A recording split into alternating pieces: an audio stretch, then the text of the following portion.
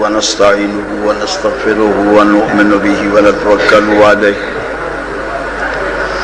ونعوذ بالله من شرور أنفسنا ومن سيئات أعمالنا ومن يهده الله فلا مضل له ومن يضلله فلا هادي له ونشهد أن لا إله إلا الله وحده لا شريك له ونشهد أن محمدا عبده ورسوله أما بعد فإن خير الحديث كتاب الله وخير الهدي هدي محمد صلى الله عليه وسلم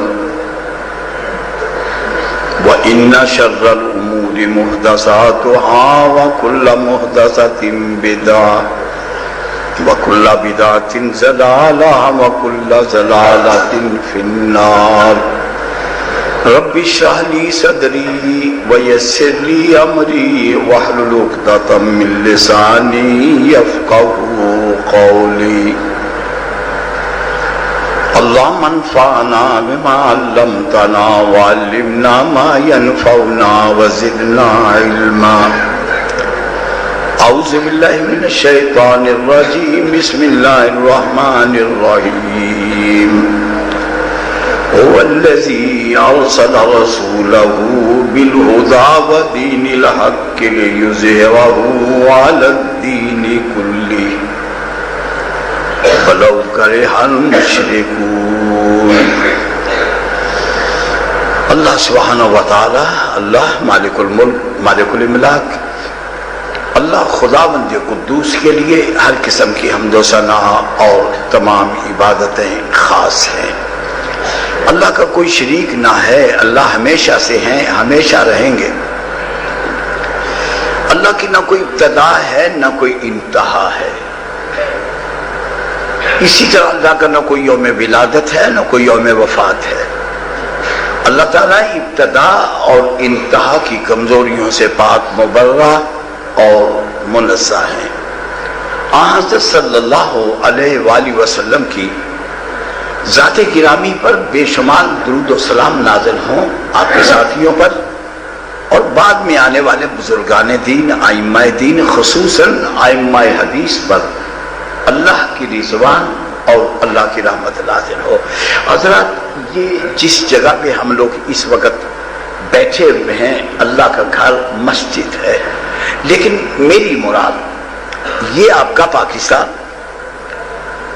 اور سن 1947 سے پہلے متحدہ ہندوستان، یہ آپ کا سندھ، ہند، کرمان، مکران اور اسی طرح کلات اور یہ آپ کے قبائلی علاقے جن کو شمالی علاقہ جات کہا جاتا ہے، اس کو بر صغیر پاک و ہند.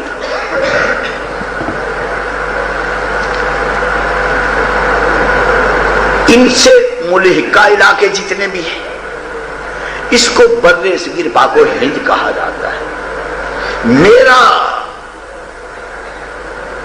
جو گفتگو کا نقطہ ہے وہ یہ ہے کہ بر صغیر پاک و ہند میں سب سے پہلے اسلام لے کے کون آیا؟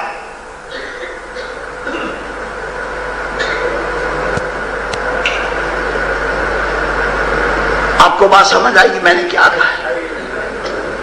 اس وقت اس ملک میں دیوبندی ہیں، بریلوی ہیں، شیعہ ہیں، اہل حدیث ہیں، یہی چار گروہ ہیں مسلمانوں کے. سوال یہ پیدا ہو کہ بر صغیر پاک و ہند میں سب سے پہلے اسلام کون لے کے آیا اور کب آیا اور کہاں آیا؟ یہ تین باتیں.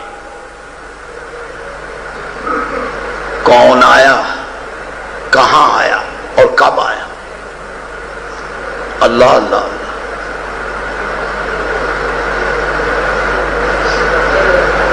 لوگ طرح طرح کی باتیں کرتے ہیں. کوئی کہتا کہ یہ انگریز کی پیداوار ہے، کوئی اوٹ پٹانگ بات کرتا ہے، کوئی دوسری بات کرتا ہے. سوال یہ پیدا ہوتا ہے یہ جو تاریخ ہے یہ کسی کا لحاظ نہیں کرتی، تاریخ کسی کا لحاظ نہیں کرتی. دیوبندی مکتب فکر، بتائیے اس کی ابتدا کیا ہے؟ 1866 میں سہارنپور کے مقام پہ دیوبند ایک قصبہ ہے، وہاں ایک مدرسہ بنا، وہاں سے جو لوگ پڑھ کے آئے آج وہ دیوبندی ہے. 1866 کی بات کرو.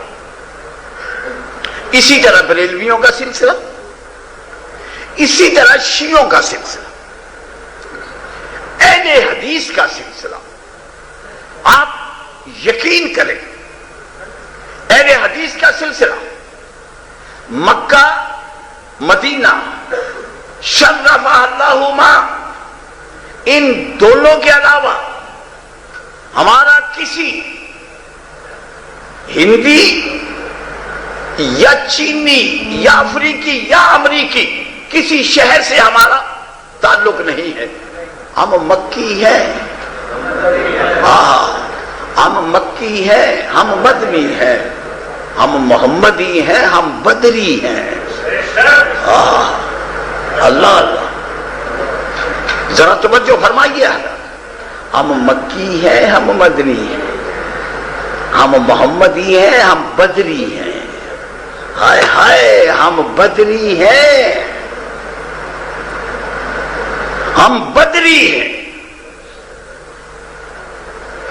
بر صغیر پاک و ہند میں دنیا کا کوئی شخص میری بات کی تردید نہیں کر سکتا انشاءاللہ تعالی.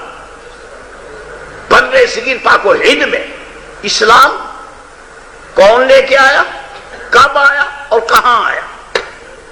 بس 3 سوال. اللہ اللہ اللہ. سن 21 ہجری کی بات ہے. سن بولو، میں نے آپ کو یاد کرانا ہے. کیسٹوں میں تو آپ بعد میں سنیں گے، لیکن میری ایک بات یاد رکھ لیں، میں نے کچھ چیزیں آپ کو یاد کرا دینی ہے اپنی گفتگو کے دوران. سن بولو، سارے بچوں بولو. 21 ہجری یعنی رسول اللہ صلی اللہ علیہ وسلم کے 10 سال بعد. موٹا موٹا حساب، مہینوں کا میں حساب نہیں کر رہا، موٹا موٹا حساب. رسول اللہ صلی اللہ علیہ وسلم کے بعد ٹھیک 10 سال بعد کوئی شخص دنیا کا کوئی پڑھا لکھا بات فیصل آباد لے جاؤ یونیورسٹی میں میری بات، آپ اپنے علاقے کے اور بڑے علماء کے سامنے میری بات پیش کریں. سن 21 ہجری میں دو صحابی سن 21 ہجری میں ایک صحابی کا نام حکم بن ابیلا ثقفی، دوسرے صحابی کا نام مغیرہ بن ابیلا ثقفی، دونوں بھائی ہیں. سن 21 ہجری میں کراچی کے قریب ایک دیبل نام کی جگہ کسی زمانے میں ہوتی تھی، اب اس کے آثار موجود ہیں. جو بندرگاہ آج کراچی میں ہے، آج سے 1400 سال پہلے وہ بندرگاہ دیبل میں تھی. دیبل کی بندرگاہ، دیبل کے ساحل پہ کشتیاں آ کے رکا کرتی تھی، جہاز لنگر انداز ہوا کرتے تھے. سن 21 ہجری میں دو بھائی، اللہ اللہ آپ سن رہے ہیں، میں نے جگہ کا نام بتا دیا، دیبل، بھائیوں کا نام بتا دیا. دو بھائی، بولو دو بھائی، حکم بن ابیلا ثقفی اور مغیرہ بن ابیلا ثقفی. سن 21 ہجری. تینوں سوالوں کا جواب ہو گیا یا نہیں؟ بولو. ہائے ہائے، کوئی چیلنج کرے مجھے. کہ یہ بات ایسے نہیں. دو بھائی دیبل کے ساحل کا منظر لکھا تاریخ والوں نے. ایک کشتی آ رہی ہے پانی کے اوپر تیرتی ہوئی, ساحل پہ کچھ لوگ کھڑے ہوئے, وہ دیکھ رہے ہیں یہ کون آ رہے ہیں. کشتی جوں جوں قریب آئی, لوگوں کی جستجو, لوگوں کا احساس, لوگوں کے دلوں کی دھڑکنیں تیز ہوئی. ایک کشتی میں صرف دو بھائی سوار ہیں. کشتی آ کے لنگر انداز ہوئی, رسے باندھے, دو بھائی اس میں سے اترے, دونوں عرب, دونوں یہ آئے مکی اور مدنی. یہ ہے مکی اور مدنی, یہ ہے محمدی, یہ ہے بدری. صدی 21 ہجری کی بات کر رہا. ہائے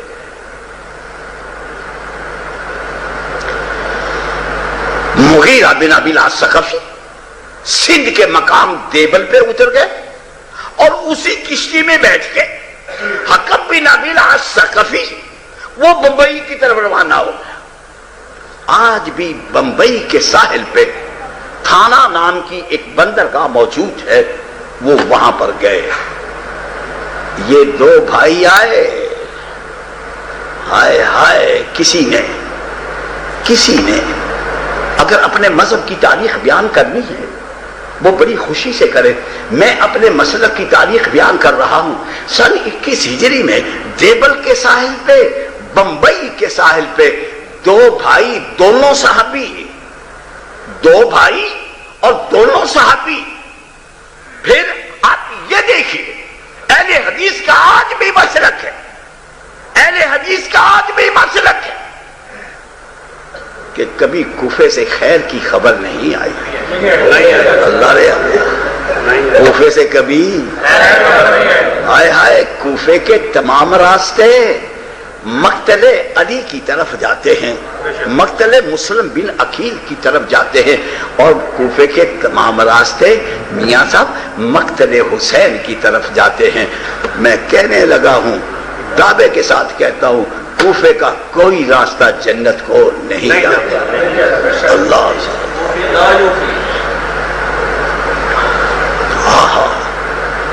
کوفے کا کوئی راستہ, ہاں میں نہیں کہتا, تمہارے پنجابیوں میں مشہور ہے کوفی, میں نہیں کہتا. ہائے ہائے, فاروقی صاحب نے لقمہ دیا, میں نہیں کہتا. آپ لوگ کہتے ہیں کوفی.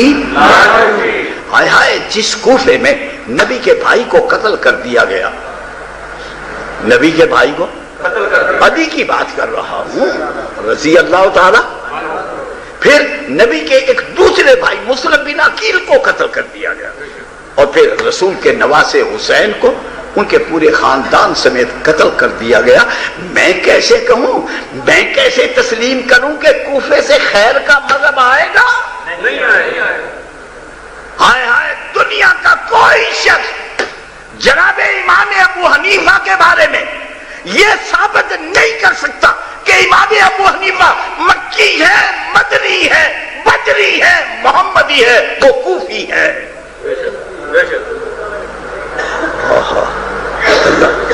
ہم سے لڑائی کا میاں صاحب مقصد کیا ہے؟ ذرا اپنی اداؤں پہ غور کریں, اپنی اداؤں پہ غور کریں. قسمت اپنی اپنی, نصیب اپنا اپنا. ہائے ہائے ہائے ہائے, ہم مکی ہیں, ہم مدنی ہیں. آپ کیا ہیں بولیں؟ مکی ہیں. اللہ رے اللہ, ہم مکی ہیں, ہم مدنی ہیں. ہم کوفے کی ڈاک کو نہیں مانتے. کوفے سے کبھی ڈاک, خیر کی ڈاک آئی نہیں. کوفے سے کبھی خیر کی ڈاک نہیں. دو صحابی, اب حق تو یہ نہ کوئی چیلنج کرے کہ یہ دو صحابی سن 21 ہجری میں نہیں, علامہ شبلی نے سن 15 ہجری میں بھی لکھا ہے کہ ہندوستان میں اسلام آ گیا تھا سن 15 ہجری میں، لیکن میں اس روایت کو صحیح نہیں سمجھتا، میں 21 والی روایت کو صحیح سمجھتا، 15 والی کو میں صحیح نہیں سمجھتا۔ 12 صحابی، کتنے بولو؟ بولو 12 صحابی جناب حضرت فاروق اعظم کی خلافت میں ہندوستان میں آئے۔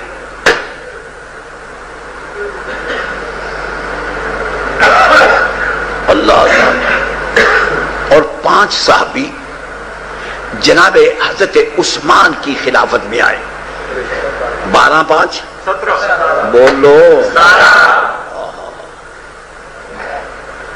اللہ رے اللہ، اللہ رے اللہ، 17 ہو گئے، اور 3 صحابی جناب علی کی خلافت میں آئے، 4 صحابی جناب حضرت امیر معاویہ کی خلافت میں، اور 1 صحابی یزید کے دور حکومت میں آئے۔ سن 44 ہجری کی بات ہے، سن بولو سن 44 ہجری کی بات ہے، اور جناب حضرت امیر معاویہ کا دور خلافت ہے۔ محلب بن ابی صفرہ، محلب بن ابی صفرہ، ہائے ہائے، میں تاریخ کے وہ جرنیل آپ کے سامنے پیش کرنے لگا ہوں جو تاریخ اسلام کا جھومر ہیں۔ محلب بن ابی صفرہ، بولو محلب بن ابی صفرہ، یہ لاہور آئے، یہ لاہور آئے، لاہور سے یہ بنو گئے، بنو سے یہ کوہاٹ گئے، کوہاٹ سے ہوتے ہوئے یہ کہاں گئے بولو؟ کوئٹہ بلوچستان، کلات، کئی کان جس کو عربی میں کہا جاتا ہے، کلات نہیں کئی کان۔ سن 44 ہجری کی بات ہے۔ ہائے ہائے، پھر میں کیوں نہ کہوں، میں کہنے لگا ہوں ہم 44 ہجری میں، ہم 44 ہجری میں لاہور میں تھے، ہم 44 ہجری میں لاہور میں تھے، ہم بنو میں تھے، ہم کوہاٹ میں تھے، اور ہم کوئٹہ میں تھے۔ کوئی چیلنج کرے مجھے، ہم مکی ہیں ہم مدنی، بس یہ بات یاد رکھیں، ہم مکی ہیں ہم آپ بھی کہیں نا، کہیں اور کہو لوگوں، ہم مکی ہیں ہم مدنی ہیں۔ اگر کوئی اس نعرے کو قبول کرتا ہے تو ہمیں خوشی ہوگی، سارے لوگ کہیں، پوری دنیا کہے، بریلوی کہیں، دیوبندی کہے، شیعہ کہے، ہمیں فخر ہوگا، ساری دنیا کہے ہم مکی ہیں ہم مدنی ہیں۔ میں کہہ رہا ہوں، میں کہہ رہا ہوں، کسی میں جرأت ہے تو کہے، وہ کیا معنی ہے کہ کلمہ تم محمد کا پڑھو اور نسبت غیر محمد کے ساتھ؟ بات سمجھ میں نہیں آتی۔ کلمہ محمد کا صلی اللہ اور نسبت غیر محمد کے ساتھ، ہم مکی ہیں ہم مدنی، دیوانوں کا نعرہ دے کے ہم مکی ہیں ہم مدنی ہیں، ہم محمدی ہیں ہم بدری ہیں، ہم بدری ہیں۔ اور محلب بن ابی صفرہ یہ صوفی نہیں تھے، یہ تاریخ اسلام کے جرنیل ہیں۔ سعد بن عدی، ایک دوسرے جرنیل کا نام لینے لگو، سعد بن عدی رضی اللہ تعالیٰ عنہ، ان کی شہادت بھی کلات میں ہوئی۔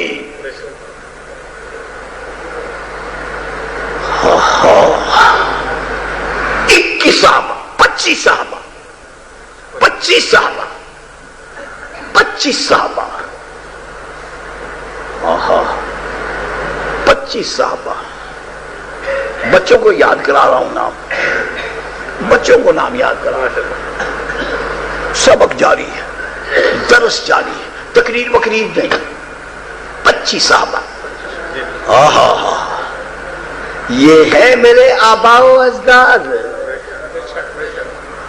کوئی نسبت ہماری نہیں کسی سے، ہماری نسبت ہے محمد اور اصحاب محمد سے صلی اللہ علیہ وآلہ وسلم.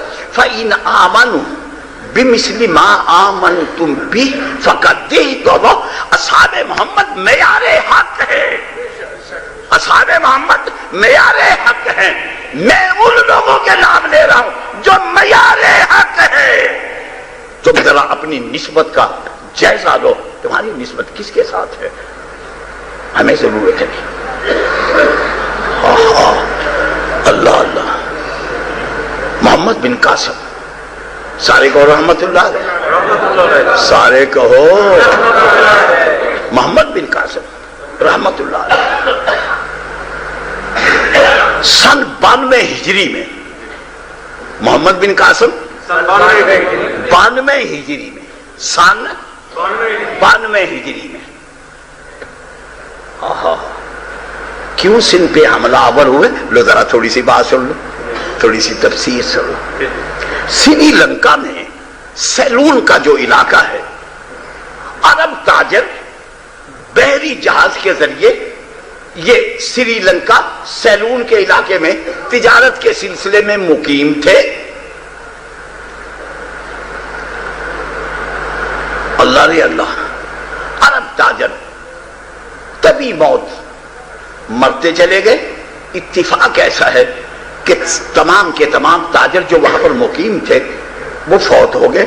ان کے رہ گئے بچے، خواتین اور ان کی مال و دولت کے ڈھیر. اور سن 92 ہجری میں خراسان اور ان علاقوں پہ حجاج بن یوسف کی حکومت تھی. جب سری لنکا کے راجا نے حجاج بن یوسف کا سنا نا، انہوں نے کہا مارے گئے. اگر حجاج بن یوسف کا رخ میری طرف ہو گیا نا، میری خیر ہے. انہوں نے تمام تاجروں کی خواتین یا جو سیانے بچے تھے ان کو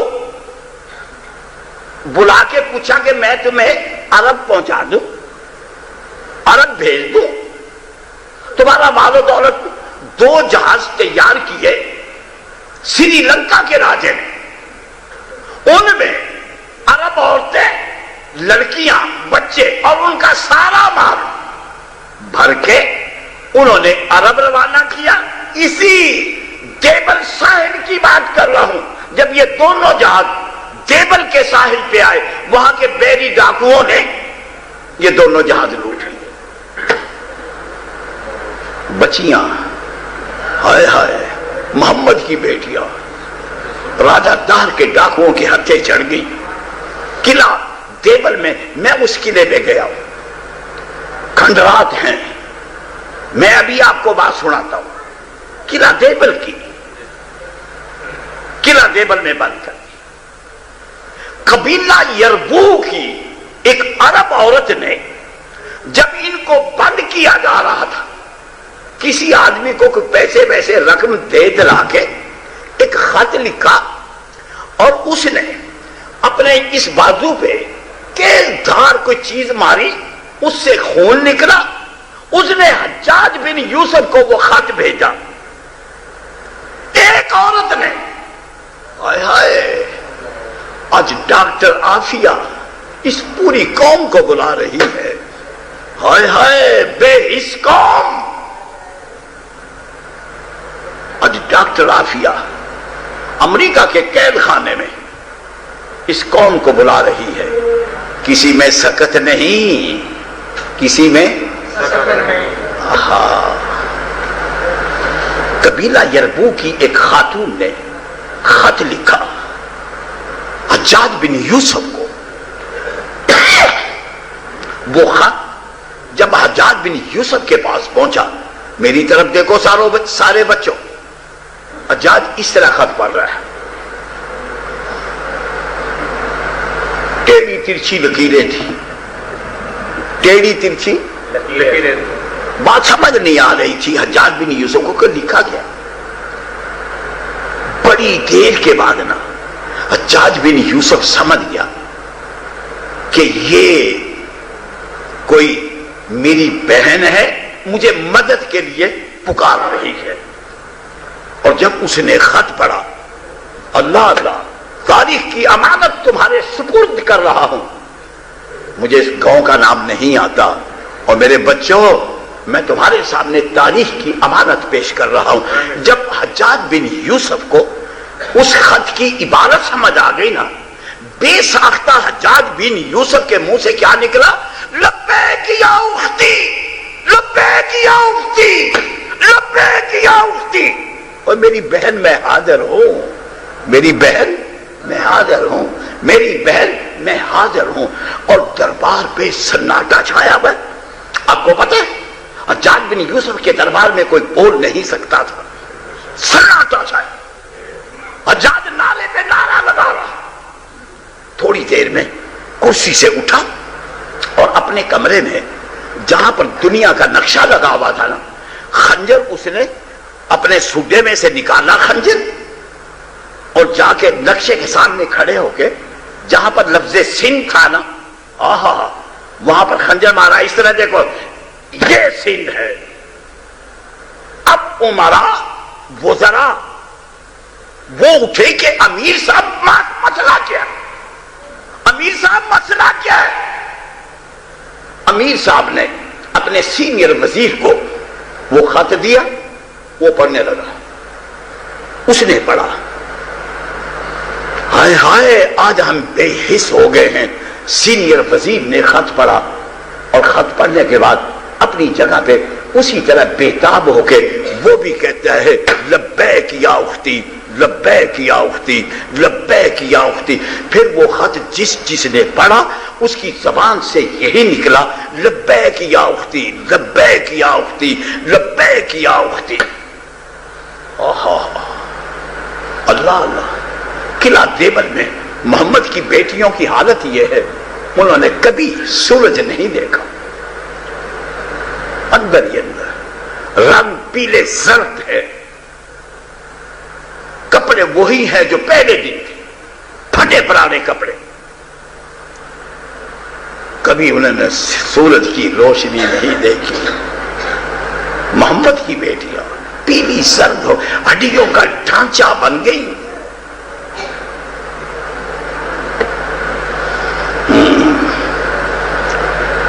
ہائے ہائے. حجاج بن یوسف نے 2 مہمیں بھیجی. راؤ صاحب صرف میں علمی ریکارڈ درست کرنے کے لیے یہ بات کروں، 2 مہمیں حجاج محمد بن قاسم سے پہلے 2 مہمیں آئی اور دونوں فاروقی صاحب فیل ہو گئی. صرف تاریخ کا ریکارڈ درست کرنے کے لیے میں نے بات کی. محمد بن قاسم ان دنوں میں ایران کے شیراز کے مقام پر جہاد میں مصروف تھے. ہائے ہائے میں کیا کہوں. آج بھی لوگ کہتے ہیں کہ جب محمد بن قاسم سندھ پہ حملہ آور ہوئے تو ان کی عمر 17 سال تھی. بولو کہتے ہیں یا نہیں؟ بولو او بولو بچوں. اللہ اللہ اللہ. میں کہاں جاؤں؟ میں اس قوم کے بارے میں کیا نظریہ رکھوں جس قوم کی علمی متا یہ ہے کہ حجاج بن یوسف کو میں نے کالج کی سطح کی تاریخ میں، یونیورسٹی اور دیگر یعنی بڑی بڑی سطح کی تاریخ میں پڑھا کہ محمد بن قاسم کی عمر کتنی تھی؟ 17 سال. یا اللہ قسمت پھوٹ گئی اس قوم کی. علم کے اعتبار سے یہ قوم دیوالیہ ہو چکی ہے. میں تاریخ معصومی کے حوالے سے بات کر رہا ہوں جو تاریخ سندھ کے نام پہ اس میں لکھا ہے. اور اسی طرح العقد الثمین فی فتوح الہند ومن ورد فیہا من الصحابۃ والتابعین، قاضی اطہر مبارک قلی کی کتاب رجال السندھ والہند. ان 3 کتابوں کے حوالے سے میں بات کر رہا ہوں. ان 3 کتابوں میں لکھا ہے کہ جب محمد بن قاسم سندھ پہ حملہ آور ہوئے اس وقت ان کی عمر 26 یا 27 سال تھی. یہاں 17 سال بنا کے کئی جو بڑے یہ سکالر ٹائپ لوگ ہوتے ہیں یونیورسٹی کی سطح پہ، کالجوں میں، وہ جب میری بات سنتے ہیں نا وہ سر پکڑ کے بیٹھ جاتے ہیں. وہ کہتے سلوی صاحب یہ بات کہہ رہے ہیں. میں کہہ رہا ہوں آج تک کوئی شخص میری اس بات کو چیلنج نہیں کر سکتا. 26 یا 27 سال عمر تھی. آپ لوگ نوٹ کریں میری بات، لے جاؤ اہل علم کے پاس لے جاؤ. محمد بن قاسم رحمت اللہ علیہ ایران کے شیراز کے مقام پر جہاد میں مصروف تھے. وہاں سے وہ خشکی کے راستے سندھ میں داخل ہوئے اور دیبل کے مقام پر پہنچ کے جس دن محمد بن قاسم دیبل کے مقام پہ پہنچے اسی دن مرکز کی طرف سے 2 جہاز، ان میں کھانے پینے کا سامان اور اسلحہ اور ایک توپ تھی. ایک بولو